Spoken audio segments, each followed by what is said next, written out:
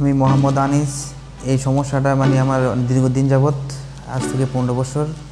আমি অনেক ডাক্তার দেখাইছি, তারপর হোমিওপ্যাথি খাইছি, কোনো কাজ হয় নাই। পিজি হাসপাতাল ডাক্তারের কাছে দেখাইছিলাম, উনি বলছিল লেজার করার জন্য। তারপর প্রায় 3-4 বছর হয়ে যায়, আমি আর করি নেই, তো ডাক্তার দেখাই নেই। তারপরে হোমিও খাইছিলাম আবার নতুন করে, তো ওখান থেকে মানে কোনো রেজাল্ট পাই নাই। তারপর ইউটিউব চ্যানেল থেকে ডক্টর আখতারুজ্জামান সুমন স্যারের এই লেজার দেখছি, দেখা মানে অনেকদিন যাবত দেখতেছি, দেখা পরে মনে হলো যে এখানে আসলে ভালো কিছু একটা পাবো। সেই জন্য আমি স্যারের কাছে দেখা করছি, স্যারও বললো যে লেজার করার জন্য।